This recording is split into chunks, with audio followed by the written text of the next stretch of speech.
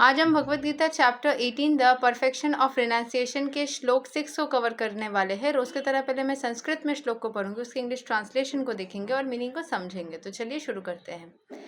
ईतानी आपितु कर्मणि संगाम त्वक्त्वा फलनी चा कर्तव्यन्निति मे पार्था निश्चितां मतां उत्तमाम्। All these activities should be performed without attachment or any expectation of result. They should be performed as a matter of duty, O son of Pritha. That is my final opinion.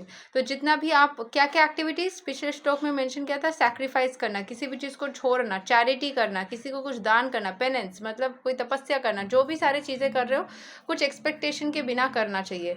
ऐसा नहीं करना चाहिए कि मैं ये चीज़ करूँगी या करूँगा तो मुझे क्या मिलेगा, क्या मेरा अच्छा काम होगा। कुछ लोग बोलते हैं मैंने तो इतने सारे दान करे, इतने सारे अच्छा काम करे, मेरे साथ फिर भी क्यों अच्छा नहीं हो रहा है। तुम अच्छा होने के लिए कर रहे हो क्या? हो सकता है पिछले इतने सारे बुरे कर्म करके रखे थे, वो धुलने के लिए समय लगेगा, है ना।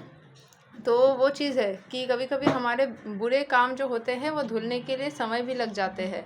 तो जब तक तुम उसको नहीं करोगे तो आगे के अच्छे काम के फल कैसे मिलेंगे। और हमेशा ऐसा नहीं होता कि अभी मिलेगा, हो सकता है बहुत दिन बाद मिल जाएगा सूद समेत। तो कोई भी काम जब करना है तो कुछ अटैचमेंट लेकर के या फिर कुछ एक्सपेक्टेशन लेकर के नहीं करना है। Although all sacrifices are purifying, one should not expect any result by such performances. In other words, all sacrifices which are meant for material advancement in life should be given up, but sacrifices that purify one's existence and elevate one to the spiritual plane should not be stopped. जो सारे चीज़ें material advancement, material यानी कि जो पार्थिव चीज़ों के प्रति तुम्हें आकर्षित करे या फिर जो अर्थली चीज़ों के प्रति आकर्षित करे, उन सब चीज़ों को छोड़ देना चाहिए। पर जो सारी चीज़ें तुमको स्पिरिचुअली एडवांस करे, भगवान के समीप ले जाए, वो सारी चीज़ें कभी स्टॉप नहीं करना चाहिए। एवरीथिंग ऐसा नहीं कि सब कुछ ही छोड़ दिया, पूरे चुपचाप बैठे हुए हो, नहीं। भगवान के प्रति भक्ति हमेशा बनाए रखनी है। Everything that leads to Krishna consciousness must be encourage. जो सारी चीज़ें कृष्ण कॉन्शियसनेस के प्रति, कृष्ण भगवान के प्रति या भगवान के जिस किसी रूप के प्रति आप विश्वास रखते हो उसके प्रति आपको लेके जाते हैं, उसको एनकरेज करना चाहिए।